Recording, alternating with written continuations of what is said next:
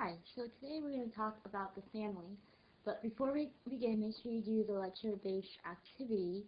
Um, the first question is pretty open-ended, and then the second question is based on the textbook chapter on the family. So if you have any questions about the terms, just go to the Sullivan chapter on the family, and you'll see these terms used, and you can see what they mean. So after you do the lecture-based activity, then you come back here, and we'll go ahead and start the lecture.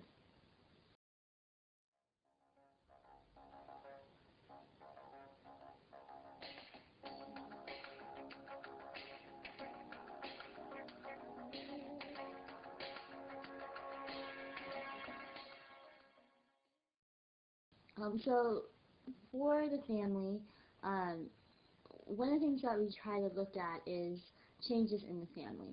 And Stephanie Coontz did a study on the sort of historical construction and actual changes in the family. So what do I mean? Change versus constructed change.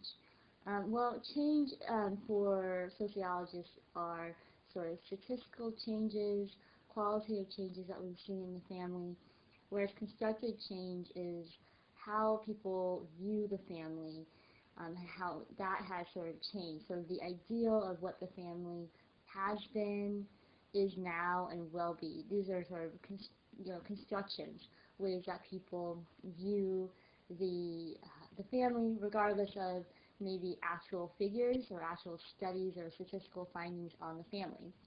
So let me start first with actual changes that we've seen in the family.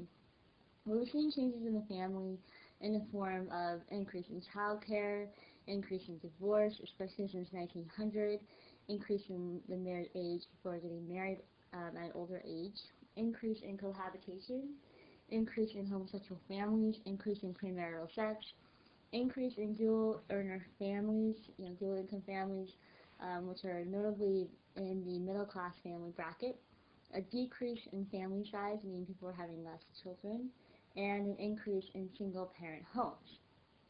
So Coontz notes these changes, but then she looks at the constructed change and how changes has been constructed in terms of the family. Well, change is constructed mainly because when we look to the past, oftentimes, especially with the family, there's this feeling of nostalgia, a nostalgia for a safer, more placid viewpoint of the family. And this can often produce historical misrepresentations that create an alarmist interpretation of the current times, meaning that if we sort of have this nostalgic view of the past, that's in contrast to how people see the family today, that there's problems and we need to fix them. Again, it's a constructive way of looking at the family. One of the reasons why this is so important is the sort of alarmist viewpoint comes from a certain cultural viewpoint on the way society is. So, for example, she points out violence and how violence is sometimes used as, the family is responsible for the increase in violence. So she knows that violence has occurred in all times, but of course has not been so visible or public as it is today. So an interesting statistic is that the murder rate has actually declined by 20% from 1990 to 1998. The number of murders covered in the news at the same time period increased by 600%.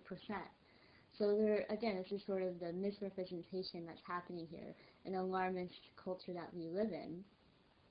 Poverty, typically for sociology studies, what we find is a result of low-paying jobs rather than the family structure.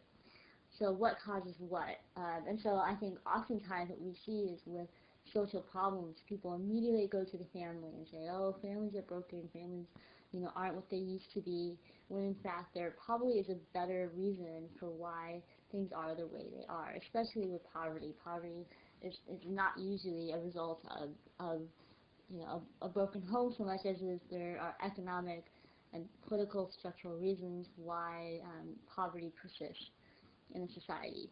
More salient reasons we would argue. So then family is constructed as either better or worse than it was before, given the social conditions regardless if the statistics can't back these viewpoints. So fathers are more involved. One thing that studies have shown is that fathers are more involved in their children's life, and in general, parents are more involved in their children's life, even though both feel that they're not giving enough of their time to their children. So there's this sort of viewpoint that parents are less involved, but that's not true. We've actually found the opposite is true. 71% of people feel very satisfied with their own family life, but believe that the family life in the U.S. at large is at risk. So how do you put these two facts together, right? 71%, almost 3/4 of the country feel that their family is fine, but then they look at the U.S. and they feel the family is at risk. So clearly there's a constructedness going on with the way family is viewed.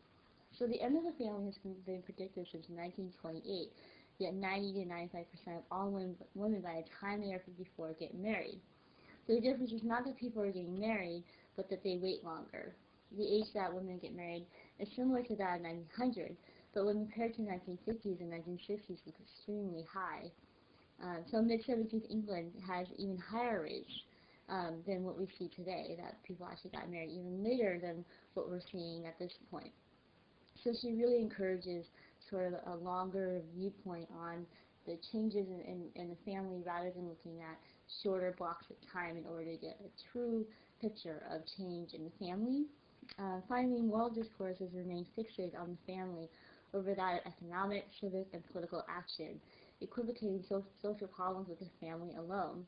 So high divorce rates, unwed mothers, high teens pregnancy, reliance on child care, abortion and homosexuality, family values, gets coined as the reason why social problems exist.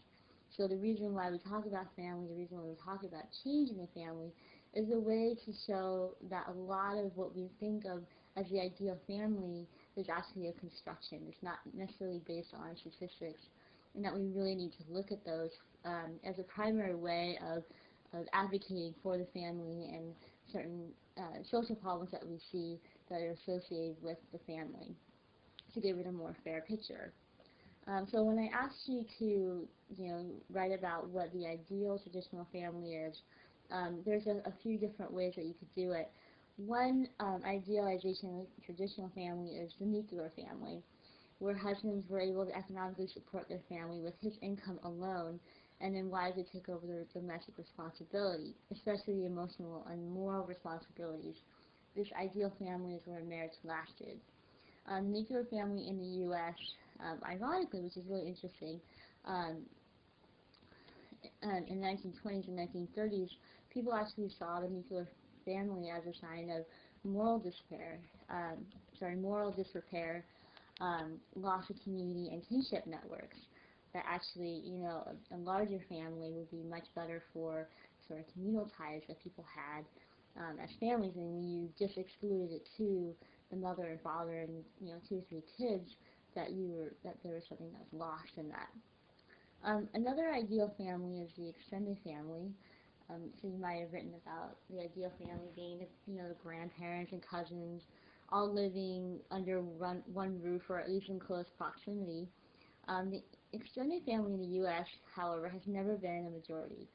20% is the highest recorded statistics, and occurred during the height of industrialization from 1850 to 1885, which is kind of ironic because I think a lot of people think industrialization is where nuclear families were much more prominent. More children at that point, though, however, were needed in an industrialized era because of the significant increase in and needed child labor that lasted well into the early 1900s.